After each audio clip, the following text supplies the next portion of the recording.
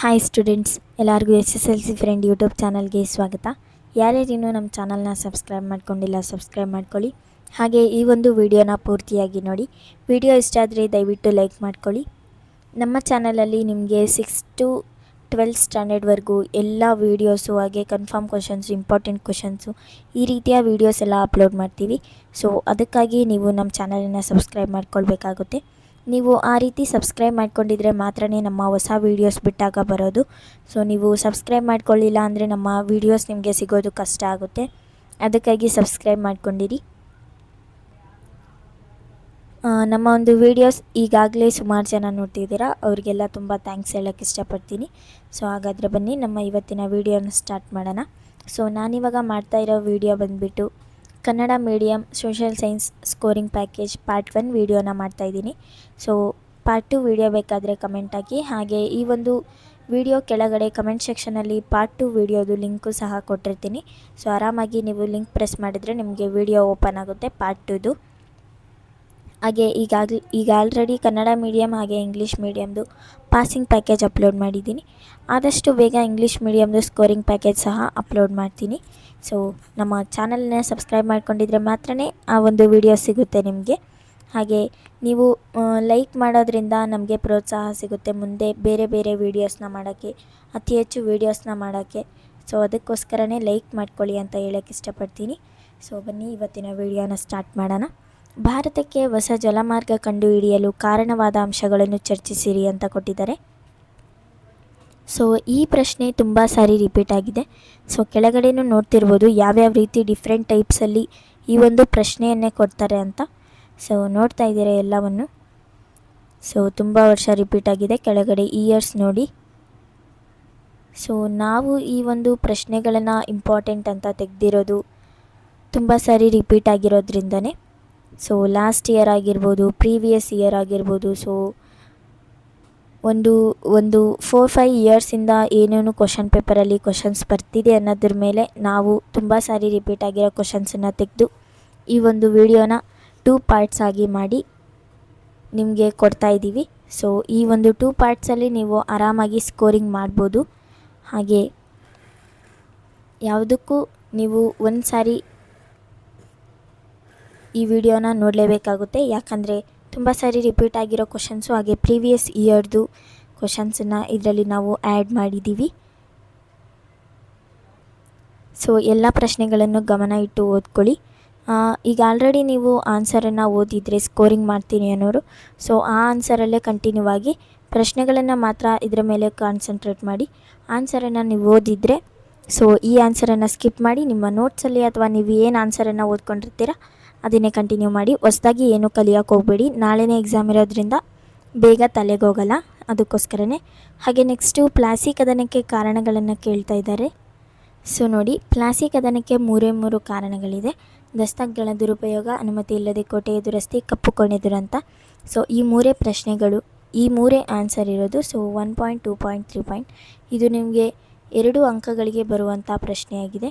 So 2 ಅಂಕಕ್ಕೆ ಈ ಒಂದು ಪ್ರಶ್ನೆ ಬರುತ್ತೆ. ಯಾವುದೇ ಕಾರಣಕ್ಕೂ ಮಿಸ್ ಮಾಡೋಕ್ಕೆ ಹೋಗಬೇಡಿ. ಪ್ಲಾಸಿ ಕದನ, ಬಕ್ಸಾರ್ ಕದನ ಆಗಿರ್ಬೋದು, ಈ ಎರಡಕ್ಕೂ ಕಾರಣ ಮತ್ತು ಪರಿಣಾಮಗಳನ್ನು ಕೇಳ್ತಾರೆ. ಸೊ ಇದ್ರ ಮೇಲೆ ನೀವು ಕಾನ್ಸಂಟ್ರೇಟ್ ಮಾಡಿರ್ತೀರ ಸ್ಕೋರಿಂಗ್ ಮಾಡ್ತೀನಿ ಅನ್ನೋರು. ಹಾಗೆ ಕೆಳಗಡೆ ನೋಡ್ತಾ ಇದ್ದೀರಾ ಪ್ಲಾಸಿ ಕದನದ ಪರಿಣಾಮಗಳನ್ನು. ಸೊ ಇಲ್ಲಿ ಈ ಎಲ್ಲವೂ ಸಹ ತುಂಬ ಇಂಪಾರ್ಟೆಂಟ್. ಹಾಗೆ ಬಕ್ಸಾರ್ ಕದನ ಆಗಿರ್ಬೋದು. ಸೊ ಈ ರೀತಿಯ ಒಂದು ಪ್ರಶ್ನೆಗಳೆಲ್ಲನೂ ಸಹ ನಮ್ಮ ಚಾನಲಲ್ಲಿ ಸಿಗುತ್ತೆ. ಹಾಗೆ ಯಾವ ಇಯರಲ್ಲಿ ಬಂದಿದೆ ಅನ್ನೋದು ಸಹ ಮೆನ್ಷನ್ ಮಾಡಿ ಕೊಟ್ಟಿದ್ದೀವಿ. ಸೊ ಈ ರೀತಿಯ ಎಲ್ಲ ಪ್ರಶ್ನೆಗಳಿಗಾಗಿ ನೀವು ನಮ್ಮ ಚಾನಲನ್ನು ಸಬ್ಸ್ಕ್ರೈಬ್ ಮಾಡ್ಕೊಂಡಿರಲೇಬೇಕು. ಹಾಗೆ ಸಹಾಯಕ ಸೈನ್ಯ ಪದ್ಧತಿಯ ನಿಬಂಧನೆಗಳಾವು. ಸೊ ಇದು ಸಹ ಅಷ್ಟೇ ನಿಮಗೆ ಗೊತ್ತಿರಲೇಬೇಕು. ಇದು ನಿಬಂಧನೆಗಳು ತುಂಬ ಇಂಪಾರ್ಟೆಂಟ್ ಪ್ರಶ್ನೆ. ಇದು ತುಂಬ ಸಾರಿ ರಿಪೀಟ್ ಆಗಿದೆ.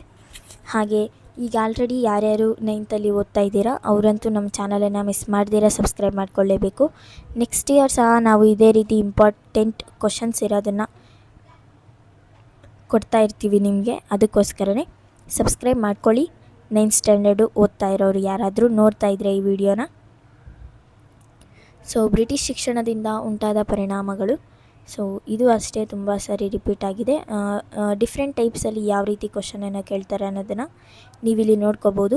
ಸೊ ಕ್ವಶನ್ಸನ್ನು ಈ ರೀತಿ ಕೇಳಿದರೆ ನಾನು ಇದೇ ಆನ್ಸರ್ ಬರೀಬೇಕು ಅನ್ನೋದನ್ನು ನಿಮಗೆ ಒಂದು ಸಾರಿ ಇದನ್ನು ನೆನಪಿಸ್ಕೊಳ್ಳೋಕ್ಕೆ ಯೂಸ್ಫುಲ್ ಆಗುತ್ತೆ. ಯಾಕಂದರೆ ನೀವು ಎಕ್ಸಾಮಲ್ಲಿ ಕೂತಾಗ ಯಾವ ರೀತಿ ಪ್ರಶ್ನೆ ಕೇಳ್ತಾರೆ ಅಂತ ಗೊತ್ತಿರಲ್ಲ. ಸೊ ಈ ರೀತಿ ಡಿಫ್ರೆಂಟ್ ಕ್ವಶನ್ಸನ್ನು ಸಹ ನಾವು ಇದರಲ್ಲೇ ಕೊಟ್ಟಿದ್ದೀವಿ. ಒಂದು ಸಾರಿ ಓದಿ ಸಾಕು, ನಿಮಗೆ ಗೊತ್ತಾಗುತ್ತೆ, ಆಮೇಲೆ ಕ್ಲಾರಿಟಿ ಸಿಗುತ್ತೆ. ಅದಕ್ಕಾಗಿಯೇ ನೆಕ್ಸ್ಟು 18ನೇ ಶತಮಾನ ರಾಜಕೀಯ ಸಮಸ್ಯೆಗಳ ಶತಮಾನ ಅಂತ ಯಾಕೆ ಕರೀತಾರೆ? ಸೊ ಈ ಒಂದು ರೀಸನ್ಸ್ ನಿಮಗೆ ಗೊತ್ತಿರಲೇಬೇಕು.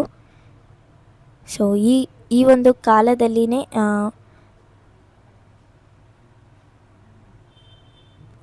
ಮೈಸೂರು ರಾಜರ ಒಂದು ಮರಣ ಆಗುತ್ತೆ. ಸೊ ಚಿಕ್ಕದೇವರಾಜ ಒಡೆಯರ್ದು.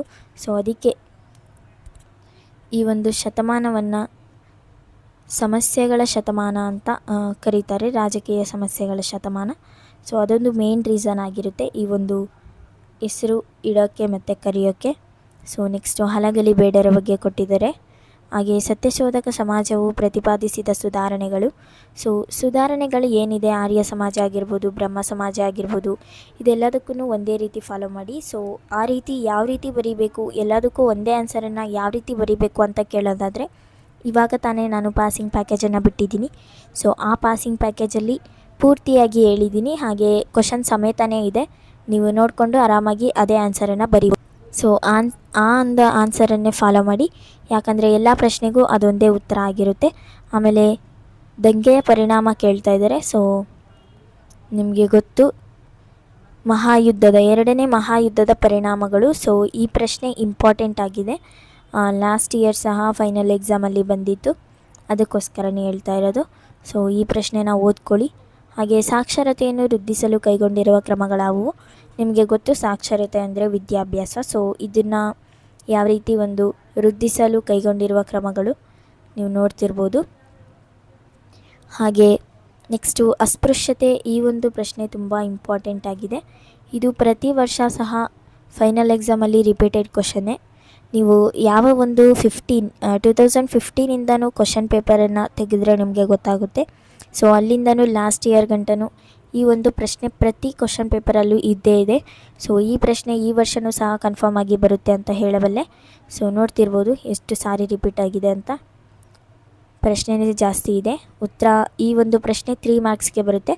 ಸೊ ನೀವು 6 ಪಾಯಿಂಟ್ಸನ್ನು ಬರೆದ್ರೆ ಆಗೋಯಿತು, ಆರಾಮಾಗಿ ನೀವು 3 ಮಾರ್ಕ್ಸನ್ನು ಸ್ಕೋರ್ ಮಾಡ್ಬೋದು. ಹಾಗೆ ನೆಕ್ಸ್ಟು ನಿರುದ್ಯೋಗ ಸಮಸ್ಯೆಗೆ ಪರಿಹಾರ ಕ್ರಮಗಳಾವುವು ಅಂತ ಕೊಟ್ಟಿದ್ದಾರೆ. ಸೊ ನೋಡ್ತಾ ಇದ್ದೀರಾ, ಇದೆಲ್ಲ ಪರಿಣಾಮಗಳಾಗಿದೆ. ಹಾಗೆ ಲಾಸ್ಟಲ್ಲಿ ಅಸಂಘಟಿತ ಕೆಲಸಗಾರರ ಸಮಸ್ಯೆಗಳನ್ನು ತೋರಿಸ್ತಾ ಇದ್ದೀವಿ, ನೋಡ್ಕೊಳ್ಳಿ. ಆಮೇಲೆ ಸಂಘಟಿತ ಮತ್ತು ಅಸಂಘಟಿತ ಕೆಲಸಗಾರರ ವ್ಯತ್ಯಾಸಗಳು ನೋಡ್ತಾ ಇದ್ದೀರಾ ಎಲ್ಲವನ್ನು. ಸೊ ಈ ಒಂದು ವಿಡಿಯೋ ಪಾರ್ಟ್ 1 ಆಗಿದೆ. ಪಾರ್ಟ್ 2 ವಿಡಿಯೋಗೋಸ್ಕರ ಕಾಯಬೇಕಾಗುತ್ತೆ. ಪಾರ್ಟ್ 2 ವಿಡಿಯೋ ಬೇಕು, ಹಾಗೆ ಇಂಗ್ಲೀಷ್ ಮೀಡಿಯಮ್ದು ಸ್ಕೋರಿಂಗ್ ಪ್ಯಾಕೇಜ್ ಬೇಕು ಅಂದರೆ ಕಮೆಂಟ್ ಹಾಕಿ, ನಾನು ಆದಷ್ಟು ಬೇಗ ಅಪ್ಲೋಡ್ ಮಾಡ್ತೀನಿ. ಹಾಗೆ ಈ ವಿಡಿಯೋ ಯಾರ್ಯಾರು ಪೂರ್ತಿಯಾಗಿ ನೋಡಿದ್ದೀರಾ, ಥ್ಯಾಂಕ್ ಯು ಸೊ ಮಚ್. ಇದೇ ರೀತಿ ನಮ್ಮ ಎಲ್ಲ ವೀಡಿಯೋಸ್ನ ನೋಡಿ ನಮಗೆ ಸಪೋರ್ಟ್ ಮಾಡ್ತಾಯಿರಿ. ಈ ವಿಡಿಯೋ ಇಷ್ಟ ಆದರೆ ದಯವಿಟ್ಟು ಲೈಕ್ ಮಾಡ್ಕೊಳ್ಳಿ. ಹಾಗೆ ನೆಕ್ಸ್ಟು ಇವಾಗ ಯಾರಾದರೂ 9th ಅವರು ನೋಡ್ತಾ ಇದ್ದರೆ, ನೆಕ್ಸ್ಟು ನಿಮಗೆ 10th ತುಂಬ ಯೂಸ್ಫುಲ್ ಆದಂಥ ವೀಡಿಯೋಸ್ ಆಗಿದೆ. ಇವಾಗ ಯಾರಾದರೂ 10th ಅವರೇ ನೋಡ್ತಾ ಇದ್ದರೆ, ನಿಮಗೆ ಸೆಕೆಂಡ್ PUCಗೆ ಮತ್ತು ಫಸ್ಟ್ PUCಗೆ ನಮ್ಮ ಕಡೆಯಿಂದ ಇಂಪಾರ್ಟೆಂಟ್ ಕ್ವಶನ್ಸ್ದು ವೀಡಿಯೋಸು ಹಾಗೆ ಲಿಂಕ್ಸು ಹಾಗೆ PDF ಸಹ ಅವೈಲೇಬಲ್ ಇದೆ, ಅಂದರೆ ಸಿಗುತ್ತೆ. ಸೊ ನೀವು ಸಹ ಅಷ್ಟೇ ನಮ್ಮ ಒಂದು ಚಾನಲನ್ನು ಸಬ್ಸ್ಕ್ರೈಬ್ ಮಾಡಿಕೊಂಡೇ ಇರಿ. ಸೆಕೆಂಡ್ PUCಗೂ ಸಹ ನಮ್ಮ ಚಾನಲಿಂದ ನಿಮಗೆ ಉಪಯೋಗ ಆಗುತ್ತೆ. ಈ ವಿಡಿಯೋ ಪೂರ್ತಿಯಾಗಿ ನೋಡಿದರೆ thank you so much for watching.